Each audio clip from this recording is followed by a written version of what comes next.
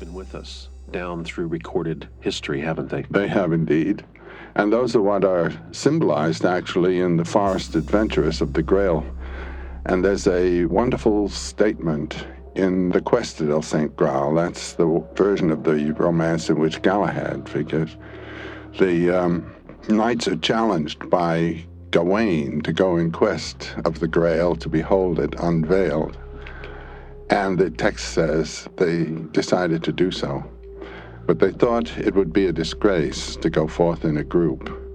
Each entered the forest at a place that he had chosen, where it was darkest and there was no way or path. As to say, each must find his own path. Following a path, you're following someone else's destiny. And one of the great, I think, spiritual insights of the peculiarly European Western tradition is that each of us has his own destiny and just doesn't run along an already mapped out track. So often we see those dark places as huge problems in our life, whether we view our life as an individual or our role in the overall society. And we relate to it as a problem as opposed to an opportunity. What does mythology say about that? Well, I would say that mythology tells us that where you stumble, that's where your treasure is. There are so many examples, for example, in the Arabian Nights, of someone, let's say, plowing a field, and his plow gets caught, and then he digs down to find what caught it, and it's a ring of some kind. He hoists the ring, and down below is a cave with all of the jewels in it. And so it is in our own psyche. Our psyche's the cave with all the jewels in it. And it's the fact that we're not letting their energies move us that brings us up short. And so it is. The world is a match for us, and we're a match for the world. And where it seems to be most challenging is where the greatest invitation lies to find deeper and greater powers in ourselves. So we need to push ourselves. Right. Toynbee, in his history work, speaks of challenge and response, and every culture as well as individual runs into these challenges. And if the power to respond fails, then that's the end. But where the power to respond succeeds, there comes a new amplification of life and consciousness. We seem to be in the place, both individually and societally, of reacting as opposed to responding, as you mentioned, in the sense that if you look at history, just in the past 20, 30, 40 years, one can look at the present and see the same mistakes were there just 10 years ago, and yet we seem to still be reacting in the same way. How can we move into that response mode? Well, in a personal life, as well as in culture history, there are what might be called cliches of response that become established. I remember as a young man, I'd fall in love in a certain way and then think to myself, well, how am I ever going to get out of this particular situation? And get out of it, and 3 weeks later would be in the same situation with someone who had blonde hair instead of brown. The circumstances seem to change, but the cliche is in one's psyche.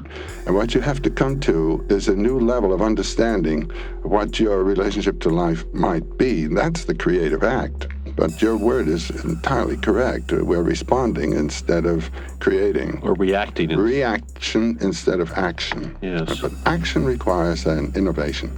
Yeah. I noticed writing. You could say this the way you said it before, but then it would be the same thing, that inertia.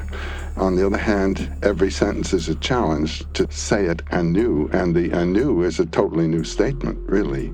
So it is in living life every day. Sometimes we're afraid of the new. The new is almost like a threat to our well-being, and that's kind of the way it's been down through the ages, hasn't it? Right, and you're also afraid of being criticized.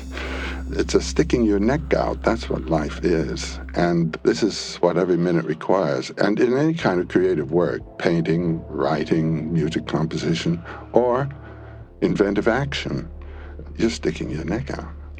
And the symbol of the Star of David, the two triangles, well, this symbol occurs also in the Sanskrit tradition in India, and it's placed in the center of the heart. And what it represents is the upward pointed triangle effort to move toward the spiritual call of the new innovating.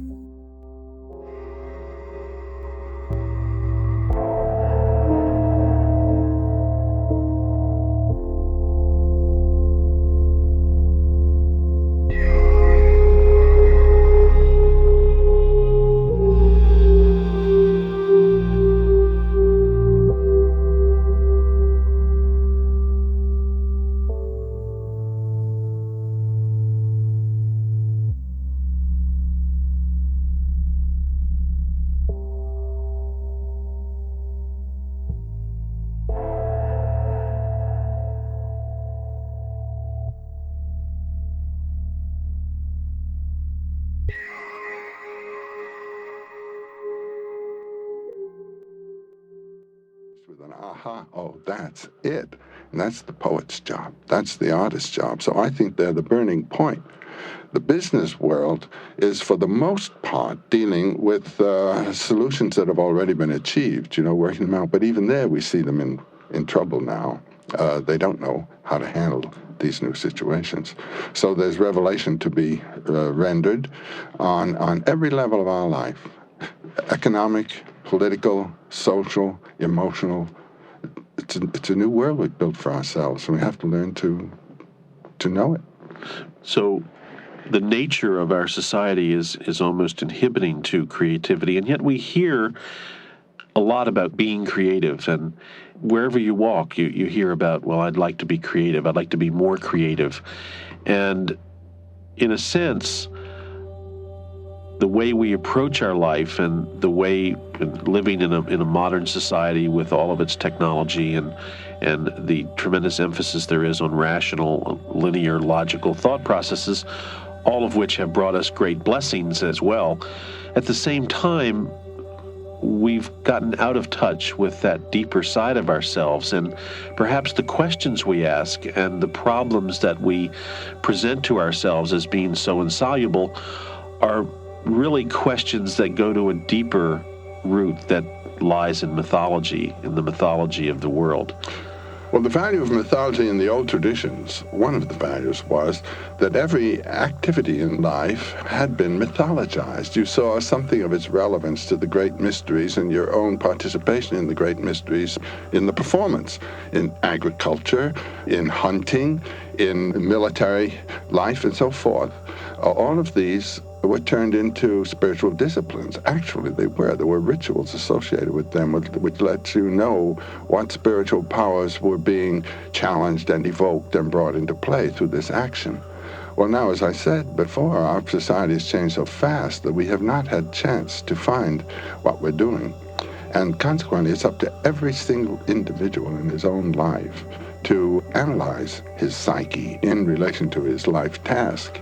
And if he finds it isn't working, well, then getting an income from that task isn't worth it. You've got to risk in order to find life. And people go into a work just thinking, well, this will make money for me, not thinking, gosh, this is what has inspired me to life action. They have to face it in the end and find some fighting way to turn their work into a creative experience. Joseph, have you ever done anything in your life primarily for money? No, absolutely not.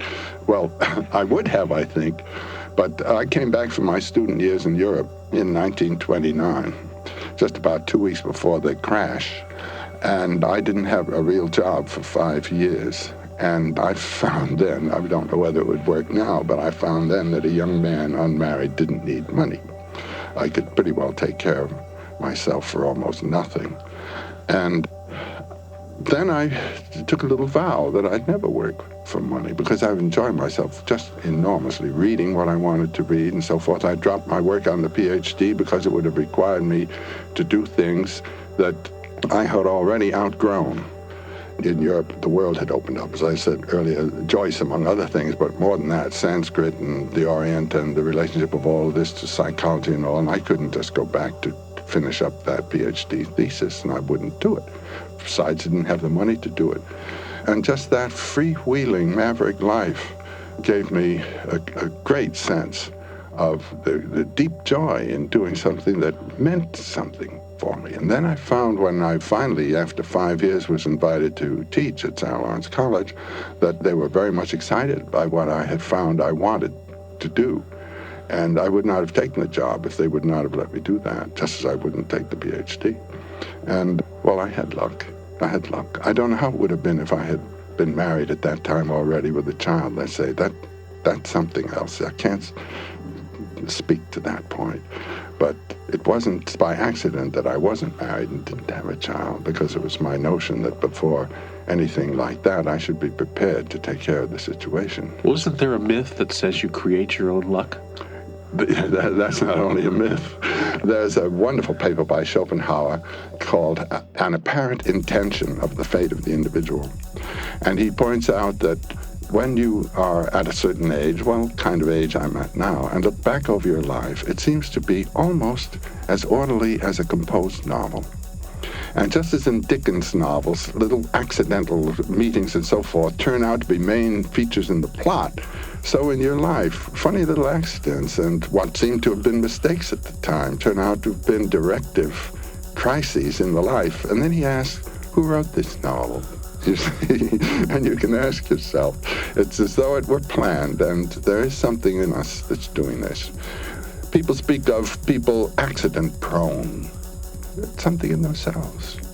They could even be in the car with you and you doing the driving, and it's not good to have them there, you know. So there's a mystery here. And somehow I finally asked the question, can anything happen to you for which you're not ready? You don't know whether it can.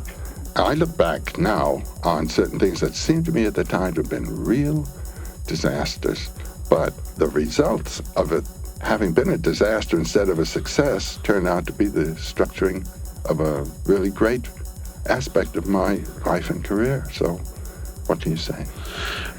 Joseph, in our society, fairy tales are for children. What about the fairy tale for the adult? The fairy tale for the whole person? Well, that's a good question. Most of the fairy tales are for children. Those that we like best usually represent a stopping at a threshold. The child doesn't want to grow up, you know. One of the problems in a neurosis is that the person hasn't grown up, hasn't moved from a position or attitude of dependency and expecting an authority into that of a suit.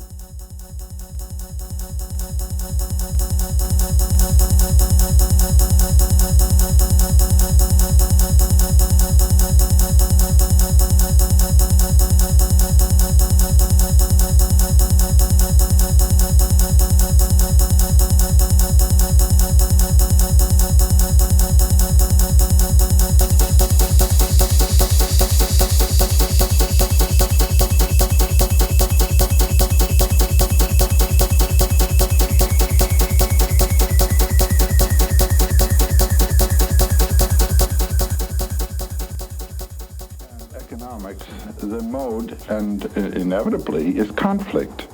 Politics is winning over somebody else. And economics is, again, winning over somebody else. And I think it's a good thing to have fight, you know, and to be in the world struggle. That's what life is. But it's in the spiritual realm that there are these constants. It's a shame that typically there's been a fight in the spiritual realm also, namely our religion is the true one and these other people are pagans or infidels or whatnot. And you get the political accent there as well.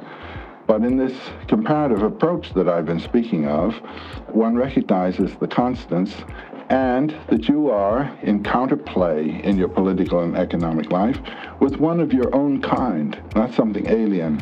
And you can regard the person as a thou, you know, as you would in a tennis game, the person on the other side of the net. It's not as though you were fighting a monster.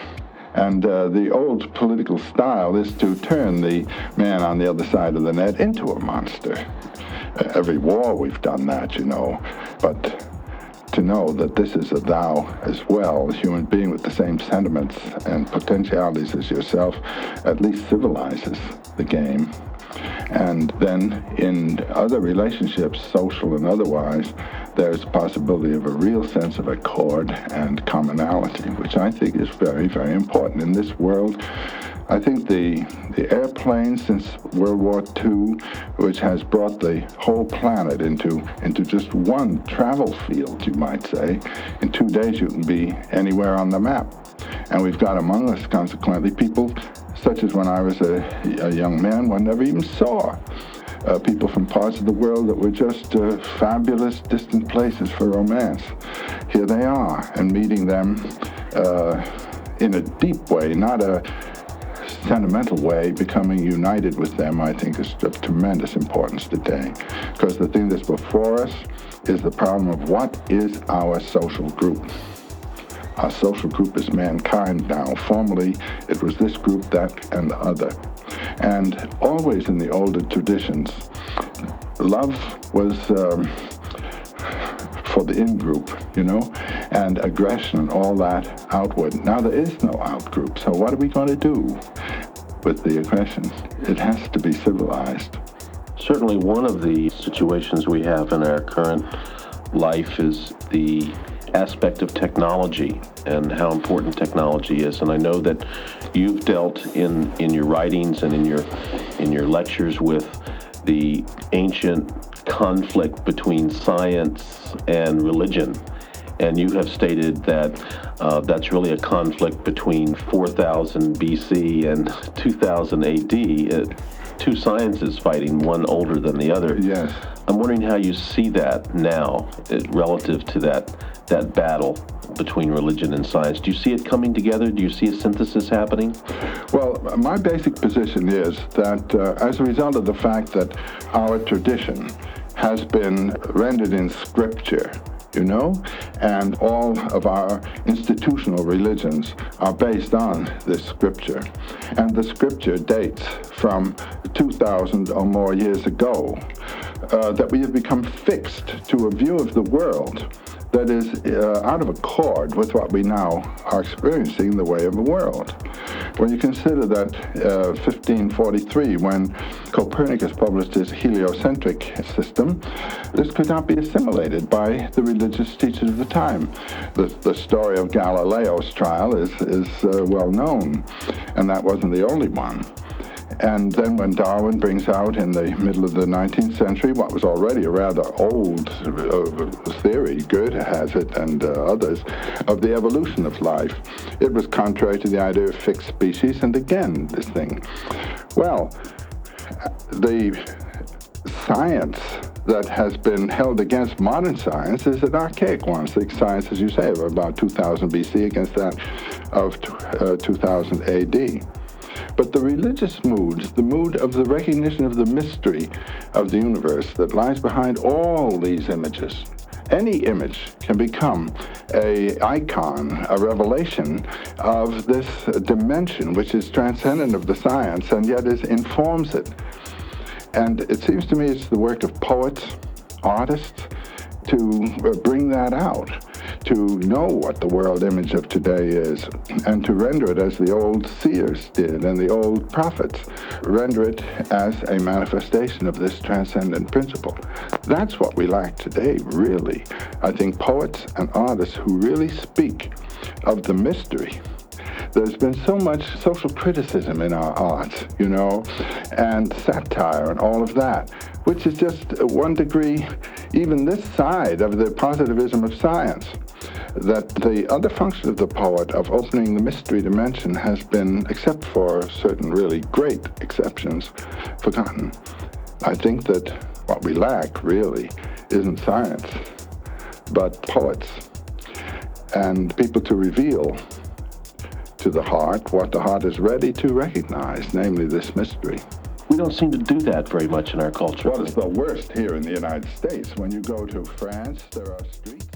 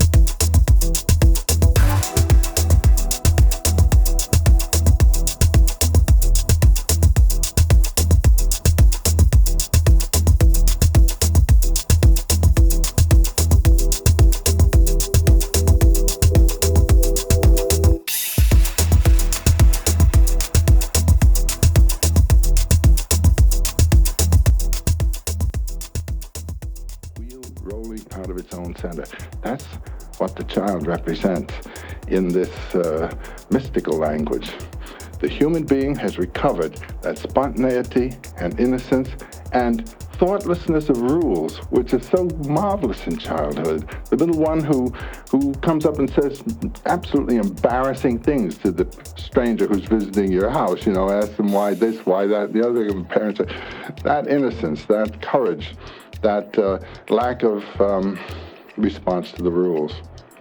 Wordsworth, in that Intimations of Immortality through Recollections of Childhood, shades of the prison house begin to close upon the growing boy. That's the dragon that must be killed, that prison dragon. And I think that's the child. Not the obedient child, but the innocence of childhood and the spontaneity and courage to live its impulse. Do you have any thoughts on how we as individuals might get in touch with that child that lies within us? By killing the dragon, thou shalt. By not choosing to live by other people's rules? Right. Yeah. Respecting them, but not living by them. Respecting them more or less in the way you respect the red and green lights on the highway. There are other rules which seem to be advisable. I mean, if in your own intelligence you see such a rule represents human decency or something like that, but a rule put on you as a rule, thou shalt not, is another show. And I think one can learn to take the courage. It also involves taking responsibility for what you're doing, taking the rap. The buck is right here, I take it. And the suffering and not trying to throw it off if you have made radical mistakes and hurt people and injured people. In the conversation which follows, we probe further into the realm of myth, discussing the richness of the mythologies created by so-called primitive societies compared to the barren mythologies of modern culture, the relevance of ritual, the importance of what Joseph called inward knowledge, and the question which, he said, we all must face: to what social group do I belong? Campbell argued that there is now only one social group, all of humankind, and we face a critical need to create a mythology reflecting that fact. This conversation took place in the spring of 1978, when Joseph was 73.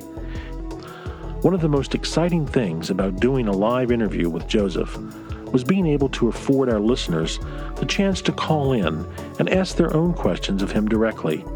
You'll hear several call-in questions and Joseph's answers in this program.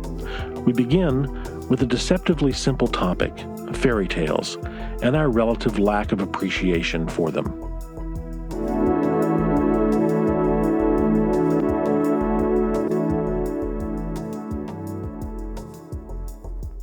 When we were children, Joseph, fairy tales was a big thing. And somehow when we move into adulthood and maturity and all of that, we lose the fairy tale. What happens? I think we lose the sense of wonder. Shades of the prison house begin to close upon the growing boy, says Wordsworth, you remember? And he becomes a stuffy person. My wife, Jean Erdman, has a theater in New York now, and among the presentations are some puppet plays. He has a puppet theater for children. And of course these are full of fantasy, and they're lovely, lovely things.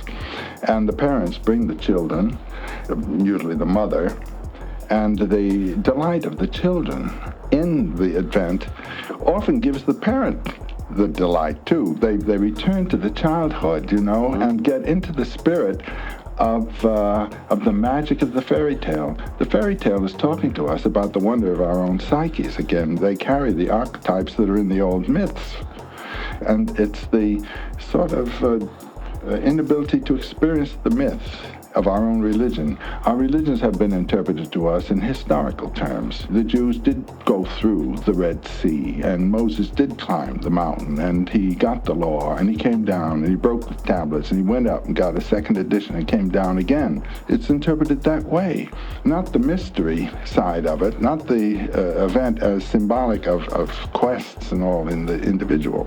And so, when the fairy tale comes along and doesn't have any actuality, it doesn't pretend ever never to have happened, but is simply of the mystery kind, we have been trained away from receiving the message. Yeah, it's almost like we use it, that's a fairy tale. It's a fairy like it's tale. not real. Yeah. People who like true stories, and so people write true stories that aren't true at all, and then people enjoy reading them, whereas if they thought they weren't true, they would be indifferent to them. Well, I think it's the loss of the ability to take seriously the images of the imagination and the wish always for the newspaper truth, that weans people away from the sense of magic of their own lives and of these tales. Yeah. How can we get back in touch with that magic? Jay, bring the kids to the show. or read your fairy tales to the children. Or read fairy tales after you've read, let's say, a little bit of Jung, and just see how the whole thing is there, how they are realizations of dreams, how the motifs are playing. Bultmann, the great theologian of just the last generation, speaking about demythologizing religion. My thought is it should be re-mythologized, not reading it as fact. When we read the legends of the Buddhas, Avalokiteshvara or Amida or these, we don't read of those as though they were historical characters, because they weren't, and they never have been given as historical characters. We should look at some of our own mythological material that way and get the truth from them, and then turn to the little fairy tales, and you'll see that it's there too. I'm very much for fairy tale as the introduction to high.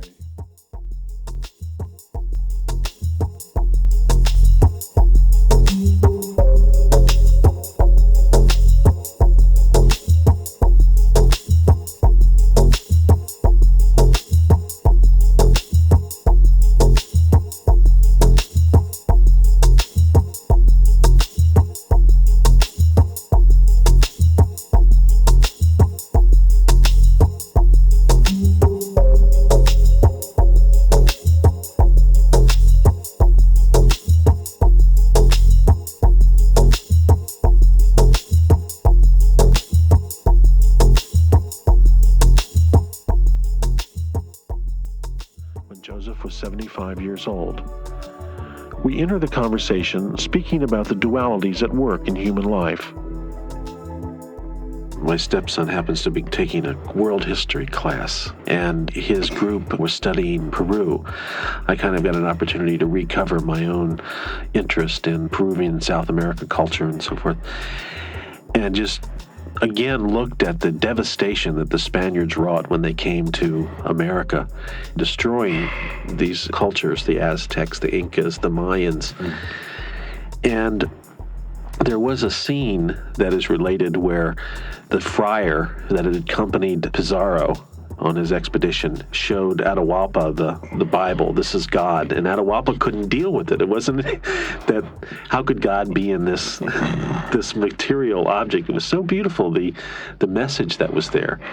And I guess the reason I brought that up is just the nature of conflict perhaps is related to that inability to go beyond the mind, to recognize the connection that we all have, and somehow we get in the way of that by saying, this is mine and that's not yours. That's right. But then the opposite problem comes up when one becomes too strongly linked to the commonality and losing touch with one's own individuality, because part of our loyalty to life is being loyal to our own lives, not sacrificing oneself, but letting oneself play in relation to the other in a prudent and positive way. Striking the balance, as the Buddha said, the middle path. Well, yes, and there's a little verse from the Rig Veda that I'm very much attached to, of the tree of life and two birds on the tree, fast friends. One eats the fruit of the tree, and the other, not eating, watches.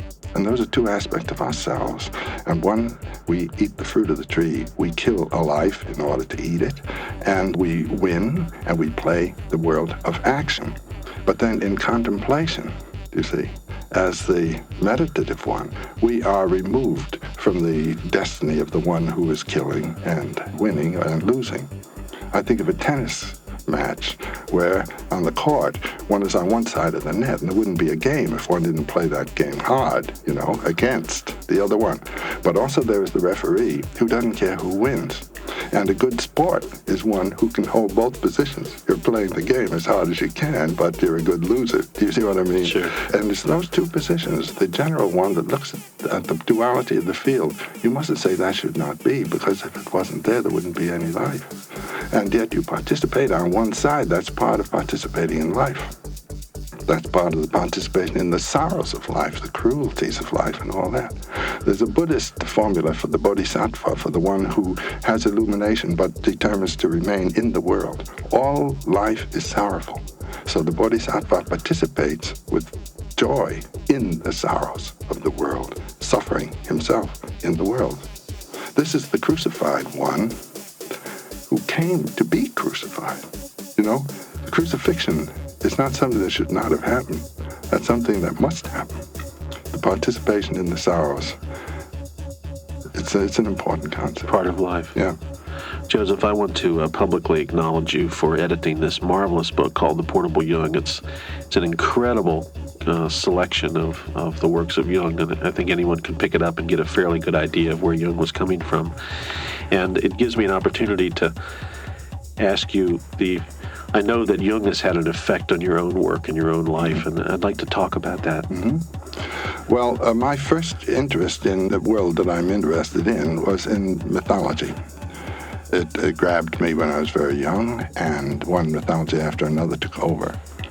And when I was a student then, a graduate student in Germany, back in 28, 29, I discovered for myself the works of Freud and Jung. And this opened up a psychological dimension in a field that I had no knowledge of in those terms. And suddenly I realized why the subject was interesting to me, and a lot of new mysteries and wonders came through. Now, Jung was not known very well in the United States at that time. I think there were 2 small translations of works that he had published. Freud was well known, only I had not been a student of psychology and didn't know Freud. So both of these men began to talk to me, you might say, and inform me about one aspect of my own subject. I now realize that one aspect of the subject is the psychological mystery, and the other aspect is the historical and ethnographical side of the show. So on the psychological side, these 2 men played back and forth in my thinking. When I did The Hero with 1,000 Faces, which was back in the 40s, middle and early 40s, they were sort of equal in my thinking, and Freud served in one context and Jung in another aspect of my interpretation of myths. But then the years following that book, Jung became more and more eloquent to me. I think the longer you live, the more Jung can say to you. And I go back to him, and things that I've read are saying new things. Freud never says a new thing to me anymore. It always comes out, Oedipus and a few things like that, and I got bored with that. And my feeling is that Freud tells us what myths mean to neurotics, and Jung gives us a clue to how to let the myth talk to us in its own terms without putting a formula on it. And so I've been with Jung, you might say, since 1928. That's a long, long spell. Yeah. And as I say, he means more and more and more to me. Now, for me, he's not the final word at all. I don't think there is a final word. But he has opened me up to prospects and vistas that are his work. Now, there's one other thing. In my life came Heinrich Zimmer, who was a great Indologist and a genius with respect to the interpretation of symbols. And he is, in my mind, supplementary to Jung. They were close friends for the last years of Zimmer's life. In fact, Jung edited Zimmer's German postuma, as I edited Zimmer's English. So when I met Jung, we were, co-editors. Zimmer was kind of nice. And so those 2 men are the ones that talked to me. You had personal interaction with Carl Jung. What was he like?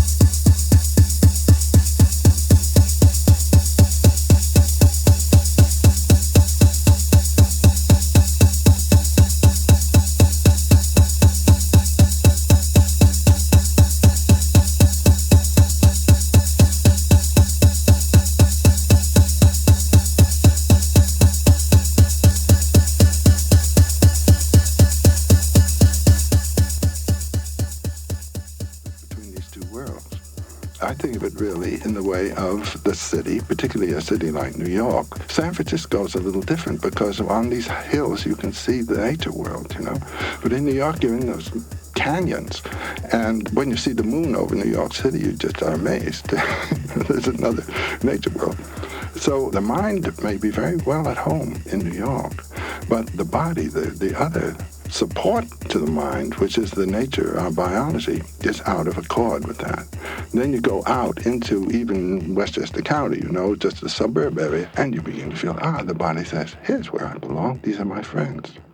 Now, the tendency in our culture, you see, is to be more and more of this mathematical organization instead of the organic.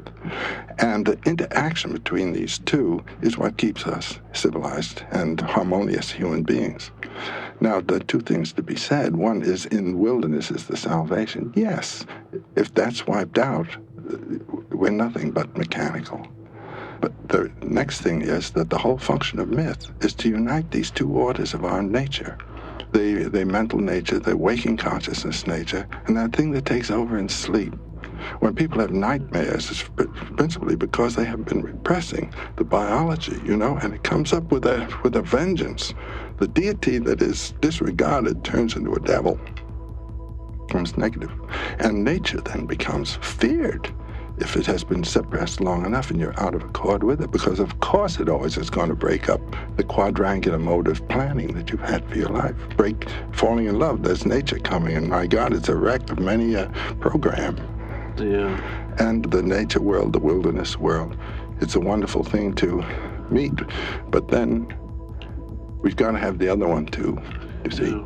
Do you have any insights as to about how we as individuals can recover our contact with nature? I think that's just a question of life planning, that you should put yourself in a situation so that you will have that refreshment from time to time.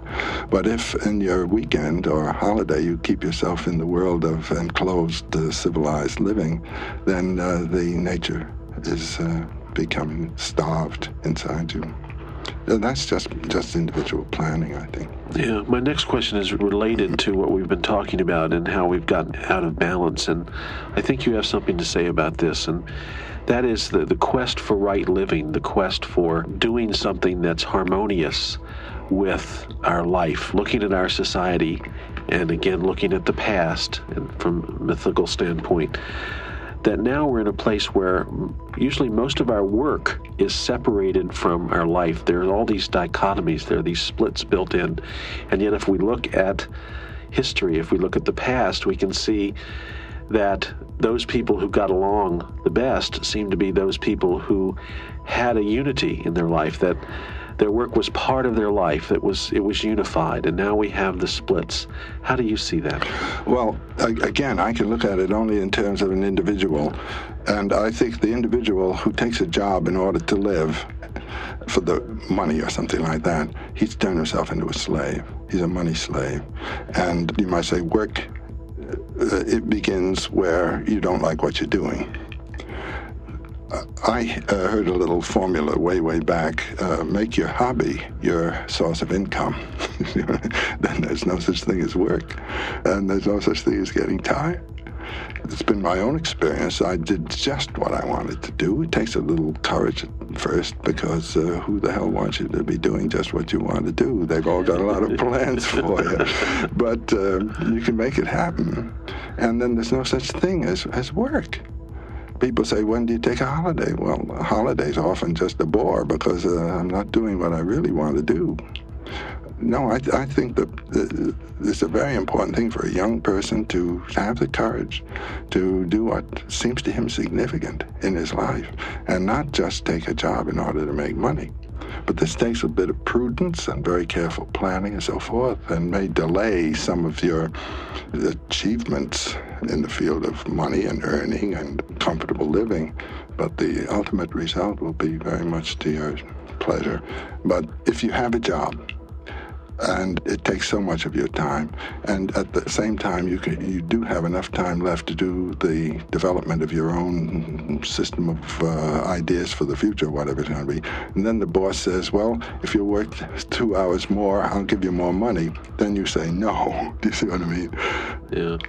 So it's an early decision of courage to do the thing that it's your authentic drive.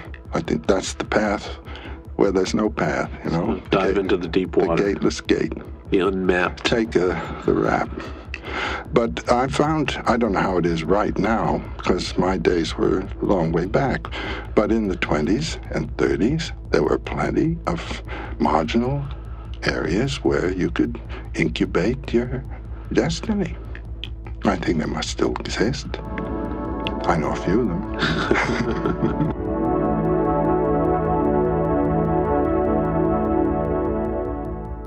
In this program, Joseph says, more pointedly than we've heard him say before, that the sense of most myths is to find the dynamic source in your life, which is at the very root of Campbell's work. We'll also hear him elaborate on what he called the essential unities inherent in different myths and religious systems from around the world, a point he also made in a talk he gave at the New Dimensions Radio 10th Anniversary Celebration, which is included in this program, as well as later in the series. This conversation took place in the fall of 1980, when Joseph was 76. We began with a question about the timeliness of mythology.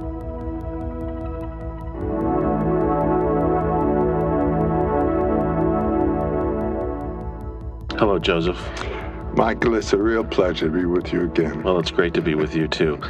I think where I'd like to begin, Joseph, is that somehow we've related to mythology as just fairy tales and being largely untrue, and mythology is so much more than that.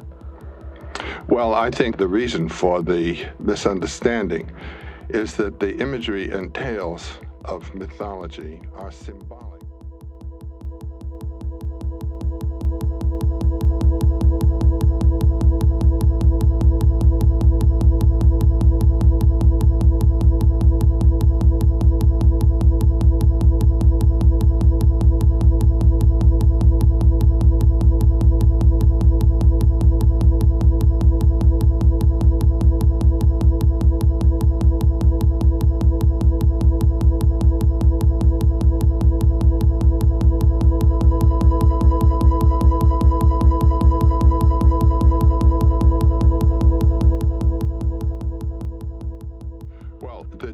Scroll finds belong to what I would call the old days.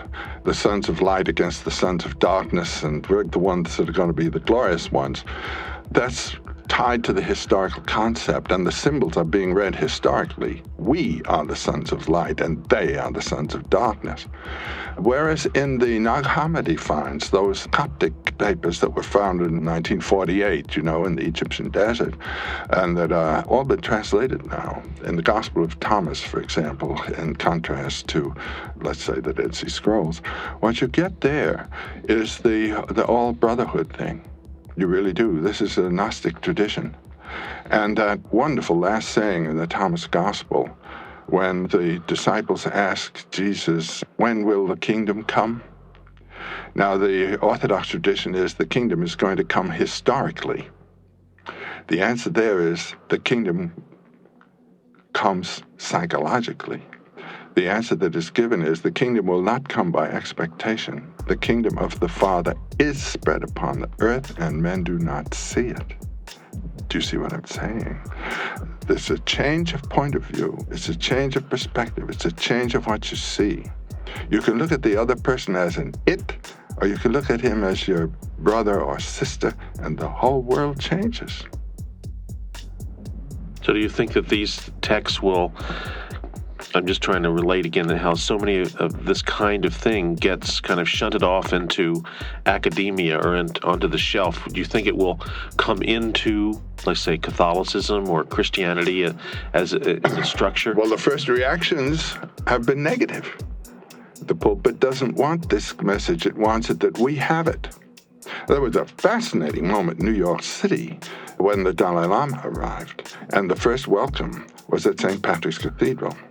And there they were. There were the Catholic clergy, there were the Eastern Orthodox clergy, there were rabbis, there were Protestant ministers and so forth. And the whole sense of Buddhism is all the traditions intend the same end, and our ways to it.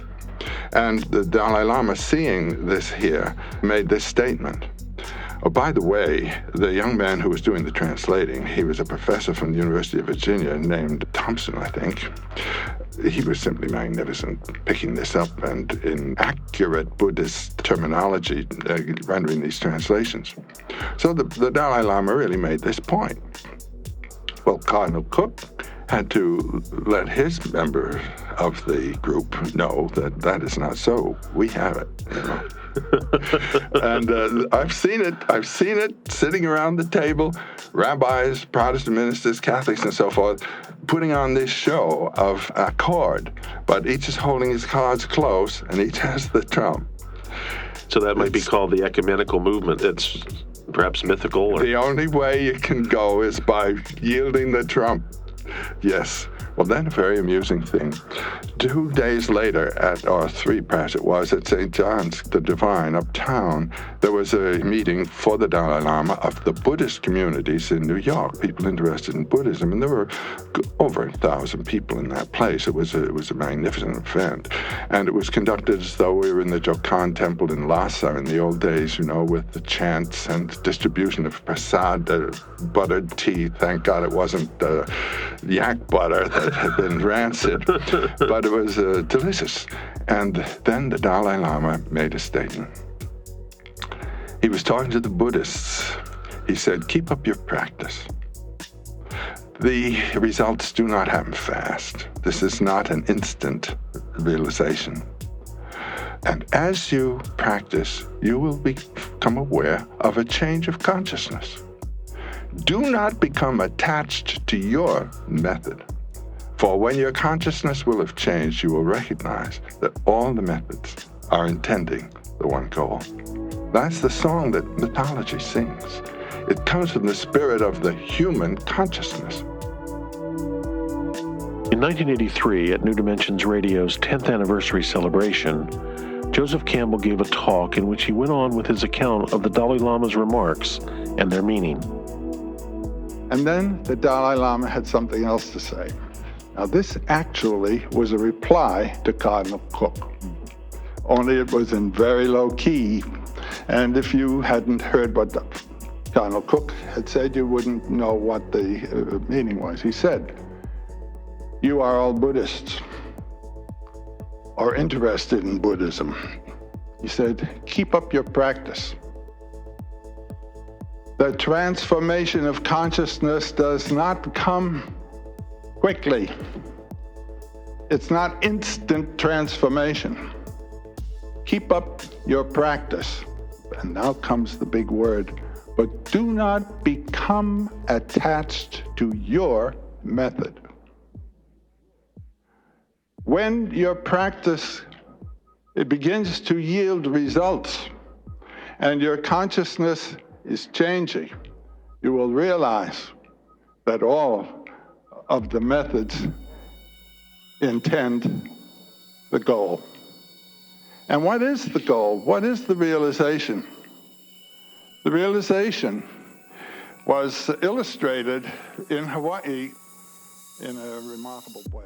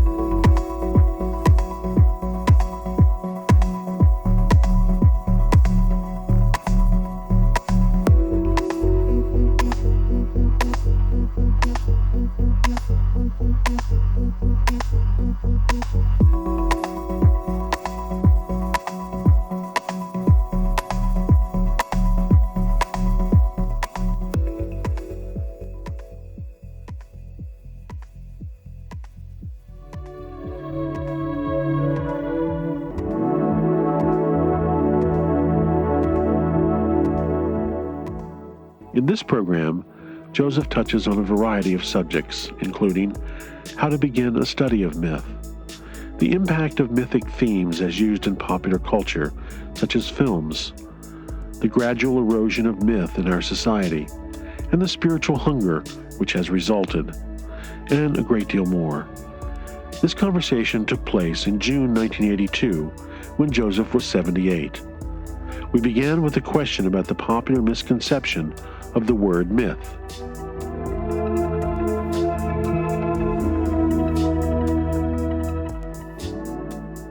I'd like to dispel one of the myths about myths right at the beginning, and that is that we so often relate to myths as being fictitious, untrue, not real.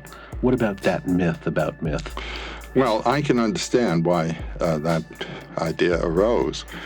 Myths are metaphors, and if you mistake the metaphorical image for a reference to a fact, which is what has happened in the interpretation of myths frequently in religious traditions, and then find that this fact cannot ever have been a fact, you throw it out, and you lose then the reference along with the tenor of the reference.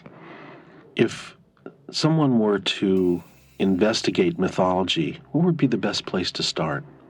Well, that's a fine question. You know, when I was giving a course in mythology, I gave one for some 35 years at Sarah Lawrence College, I had people start reading Ovid's Metamorphoses, because he's a marvelous storyteller. And the whole corpus of classical myth is there. And he clusters the stories according to type. So you begin to understand that there's a morphology, a form that can appear in various manifestations, various mythic tales. And the other part of it is that the order of the Ovid, starting in the beginning there with the beginning of the world, begins to follow the same pattern that the biblical tradition does, the biblical texts of Genesis. And from that you get the idea of comparing two totally different traditions. And then I turned my students over to Fraser's Golden Bough, the one-volume edition of Fraser's Golden Bough. His theories are, some of them now, a little bit old-fashioned, but nobody ever did a bigger job in pulling together things. And with that, you're in. And then I like to say that there's a little magazine being published in New York now, Parabola. And those young people working on that are doing a splendid job.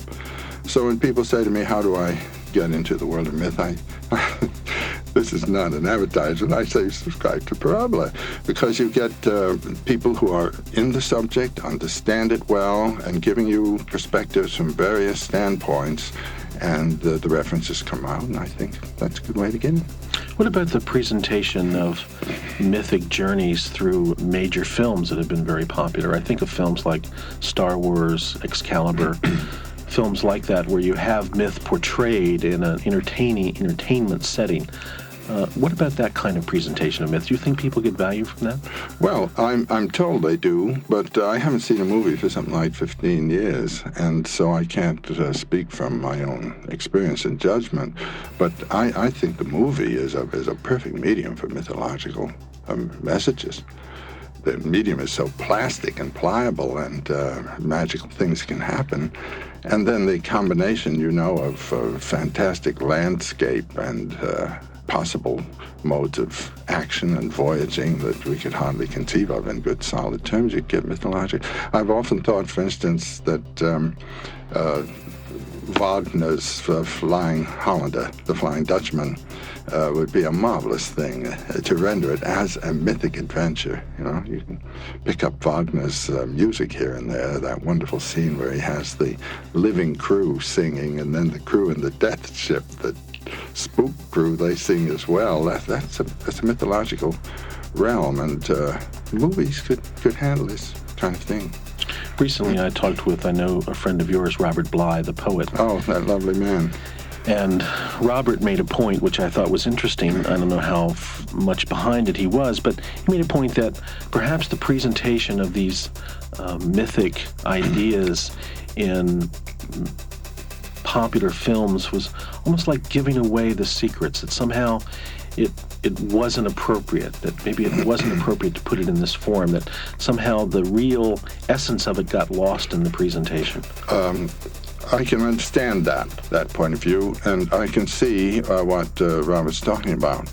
That's to say, you have not simply to look at at a mythic development, but you have to participate in it. That's the sense of the ritual. What a ritual is an enactment of a myth, and by participating in the rite, you're participating in the mythic message. And myths don't count if they're just hitting your rational faculties. They have to hit the heart and then be absorbed, and you have to absorb them and adjust to them and make them your own life. And perhaps going from one movie to another like that, the thing's just passing too fast. See, people in a religious tradition live with that myth from infancy, and it builds in, it builds in, it builds in. And one mustn't mistake just picking up a story and then playing a role for absorbing a myth and making it the structuring form of your life. It brings up the importance of ritual in life, and if one looks at this society, where do you see the important rituals? Well, there's been an intentional destructuring of ritual in our society ever since the Puritan Revolution in the 17th century, They cut out the rituals of the church, and then finally now the rituals of political and social life are being taken down.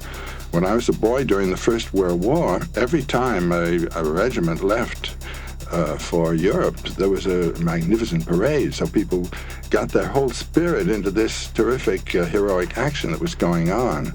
And then in the Second World War, I can recall only one parade in New York, and that was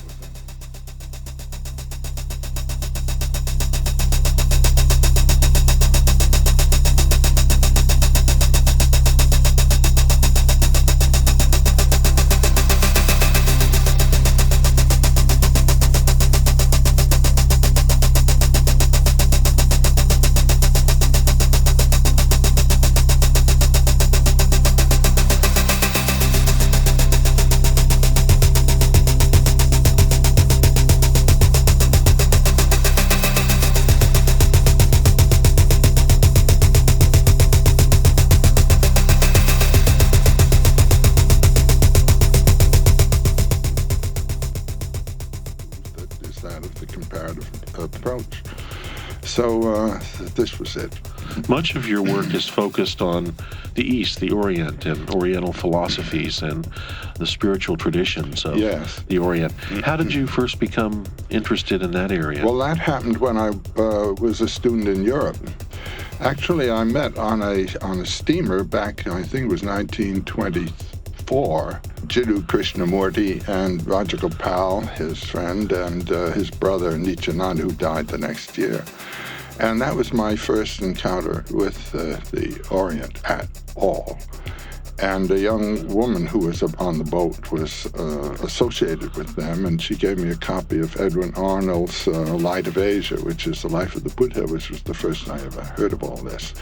And then when I went to Europe as a student, I started, after a year in Paris, discovering modern art as well as doing my research in medieval material. In Germany, I started Sanskrit and just became fascinated, that's all. And later then, long years later, after I had been teaching and writing, I met Heinrich Zimmer, who was a major Indologist. And at the time of his death, his widow asked me to edit his American lectures, and I went way deep into the Orient. I also was helping Swami Nikhilananda edit and translate out of Bengali the Gospel of Sri Ramakrishna, and I knew Kumar Swami and his work, and so it was a big load, and it all just opened this material out into vast, vast reaches. Just brings to mind the influx of, particularly of Eastern religions into the United States and Western culture. And this started to occur in the 50s with the influx of Zen Buddhism, and then continued with other Eastern traditions coming here in the 60s and 70s. What do you think that presages? What do you think is coming as a result of that? You must remember that when we're having teachers coming from the East, we're getting the best. There are also crude folk traditions in the East. That's not what we're getting. But the crude folk traditions in the West, that's what we've got. And our best teachers are not the ones that are most listened to. Let's put it that way to start. Now, the best teaching from the East is this one that the Dalai Lama, we had it from Sri Ramakrishna, we have it all over the place from the East, namely that there is a common consciousness which is our own ground. And so in consciousness we are one. Insofar as you identify yourself with the consciousness that moves and lives in your body, you've identified with that which you share with me. On the other hand, if you get a fix on yourself and then your tradition, we've got it, then you've removed yourself from the rest of mankind. Now what the Eastern teachers are telling us is the important thing is not what happened 500, 1,000, 2,000, or 2,500 years ago. Let's say when the Buddha was born and taught, and when Jesus was crucified. What is important is what's happening in you now. And what is important is not your membership in a religious community. What's important is what that membership is doing to your psyche. And it's within you that the divine lives. Our religions, our Western religions, tend to put the divine outside of the earthly world in God, in heaven. But the whole sense of the Oriental is the kingdom of heaven is within you. Who's in heaven? God is. Where's God? He's within you. And what is God? God is a personification of that world creative energy and mystery, do you see, which is beyond thinking and beyond naming. We think our God has not only been named and known, but he's given us a whole system of rules. Their view is quite different from that. This system of rules are not from God, they're from man. And they're man's clues to how to get to the realization of God. It's a quite different orientation. And it's one when you hear it, you say, ah, yes. Now, the wasteland might be said to be taking of these things literally, concretely, and the rejuvenation of the Arthurian Grail hero, that of recognizing these as of the dynamic of your own interior. Because we're all from a mysterious, trans-rational ground. The subatomic particles tell us that. We don't know what in heaven's name they are, and that's what we are. And then our mind is in this world of time-space relationships, and the mind must open to the impulse and statements of that primary precedent of the general consciousness. You're mentioning the folk traditions reminded me of, in looking at some of these older cultures that have been around for centuries and early cultures, one of the major differences between some of these ancient cultures and our own is that the people really had a balance between being in touch with their deeper side, their innermost selves, and life on the pragmatic level.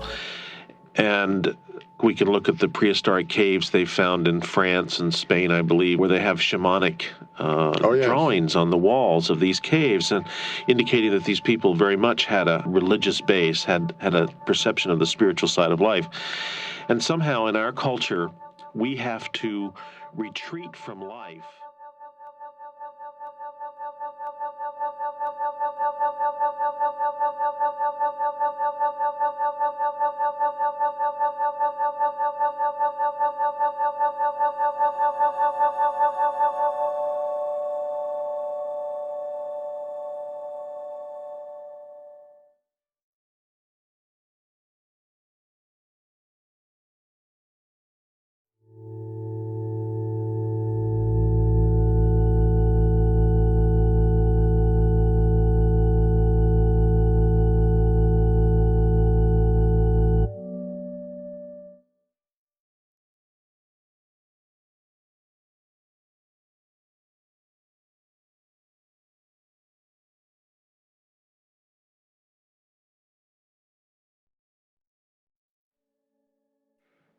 To myth in another way. It seems that that's a crossroads that many people are kind of coming to these days, and many people find themselves at a transitional state in their lives when they're really looking at society's rules and traditions and laws, as it were, as the way you're supposed to act, and they're finding internally that there's something else they need to do. Something missing. But yet society has it's like there's no approval system there for that act And so one does have to jump over the edge into the unknown and pursue one's own quest, and very much individually and alone. Well, you might say, I have good news and I have bad news. You know, the good news is that you're free. The bad news is that you don't know what to do with it. We have been released from the crucifixion, you might say, of a society that is controlling our thought. We're free.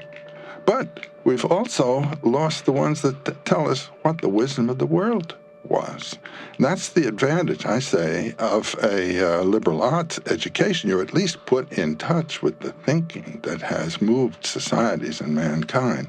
However, when you go into a specialization in a certain field, even in an academic field, learning about, the archaeological stratum in New Mexico on this level, and that's it, you're the specialist in that.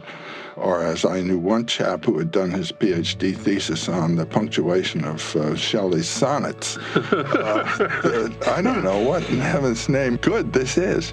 But you see, it was way along when it dawned on me that this had nothing to do with my life. There I had gone through 2 years of graduate work at Columbia. I was in 2 years in Europe. And how many students go along that far, It's only then that I realized the inadequacy of this material that I was full of for life. I just dropped the PhD right at that point. Going a little further with that point of living in life and life experience being so important, and kind of returning to something we were talking about earlier, and that is relationship, and the relationship of male and female particularly. And not only from a mythic point of view, which you're eminently qualified to talk from, but also from an experiential point of view, because you've had a successful relationship for 40-plus years 46 years. With Gene Erdman, dancer extraordinaire.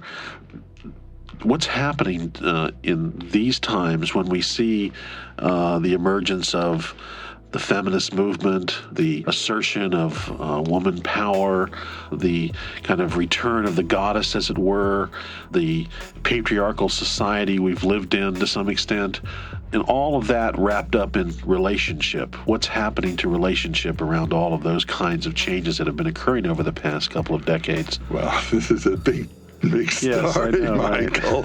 And what I'm going to say, it may hurt me, but I think the women full of resentment, and I get too much of that feeling from this whole thing, they're not going back to the mother goddess at all, who is not resentment. She is a mother, and she knows how to relate. And the great power of the mother and a woman is relationships. She understands these things, not in terms of who's the winner here, but in terms of human values.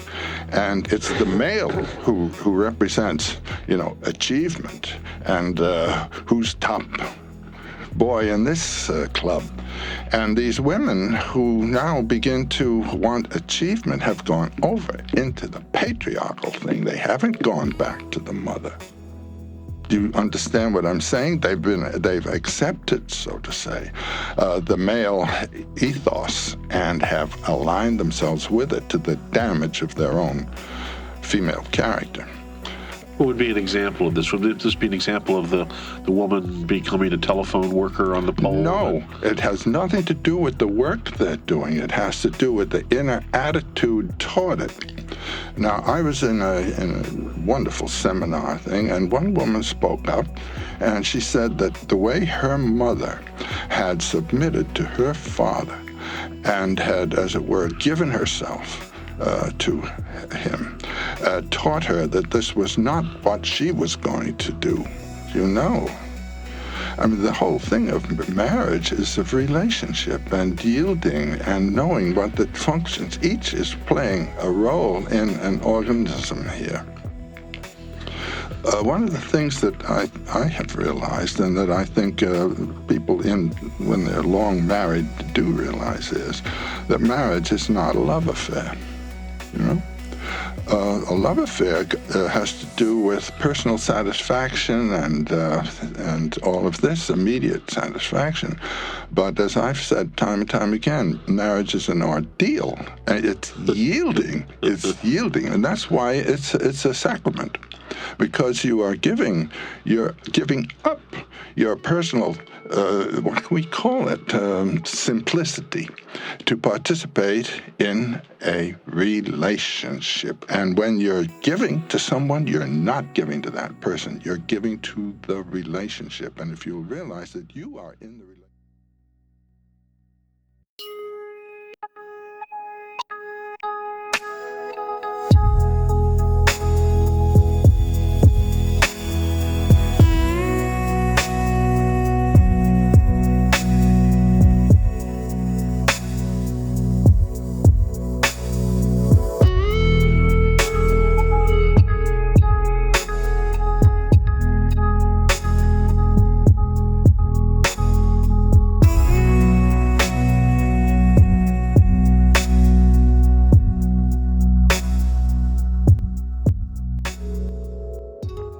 half-century-long study of world mythology. The call of the hero, the vision quest, the gradual erosion of myth in our society, the essential unities inherent in myths, the tension between Eastern spiritual wisdom and the Western spirit, and many others. In this program, Joseph outlines the 4 essential functions of myth. This talk was recorded on October 7, 1983, when Joseph was 79. We've heard excerpts from it in previous programs, but have saved the best for the end. I had asked Joseph to speak on myth and transformation. What he gave us was a tour de force explanation of the role of myth in the human adventure.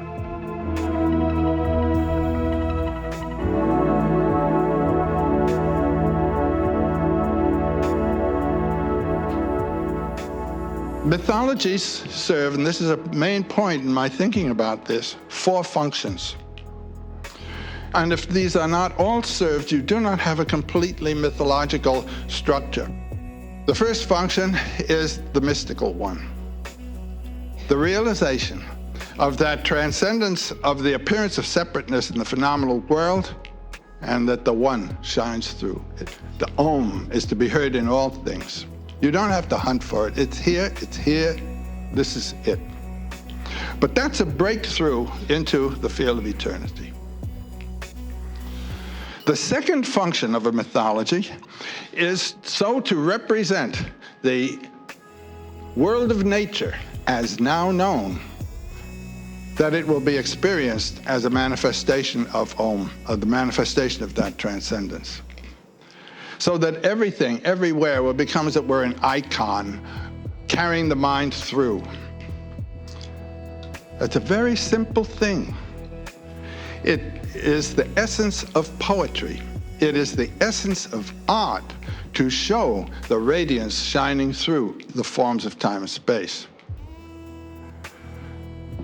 Joyce, in the Portrait of the Artist as a Young Man, has a wonderful section in which Stephen Dedalus is discussing aesthetics and how the problem is to let everything be seen as itself, the totality of the world as will, you might see, so that the whole mystery of being is shining through each object.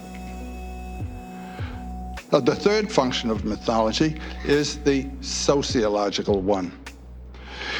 And here we find that in society and the social use of mythology, mythology does not serve for transformation. It tends to rigidify, to fix. Every mythology has served to validate and maintain a certain social order, a certain society. The transformation today that has taken place is that there are no more horizons, there are no more separate societies. The society to which we all belong is of the globe. And yet, you see what's happening. Every group is pulling back into its own in-group system of values. That's the way of separateness, forgetful of the unity. And in a condition like that of the present world, separateness is to nobody's advantage. So that there is in the world today a really political and economic value in recognizing love, in recognizing you and the other are one. It's a marvelous moment. And you know, sometimes I have the feeling that people are almost on the point of realizing that. The different interests are standing for separateness, but people recognize this unity all the time. The fourth function of a mythology, the first is the mystical function, the second is the cosmological one, and the third is the sociological. The fourth function is what I would call the pedagogical. It's that of carrying the individual through the stages of his life. And it's here that mythology can serve each of us. The normal life of a human being is about the same today as it was in the period of the caves of Altamira and Lascaux. You are born as a child in a condition of dependency. The whole psychology in the human being for the first 12 to 15 years of his life is in the mode of dependency. And if you're going through for your PhD, this will go on till you're 45. You can tell whether the person has broken through by the number of footnotes in his writing. Then there comes an essential requirement, and this is one of psychological transformation. And mythological themes and ritual practices help to make this. The individual must move from dependency to authority, must move from childhood to adulthood. And that's the crisis that Freud is dealing with in his psychoanalysis all the time. A person who is still a child to the father or to the mother.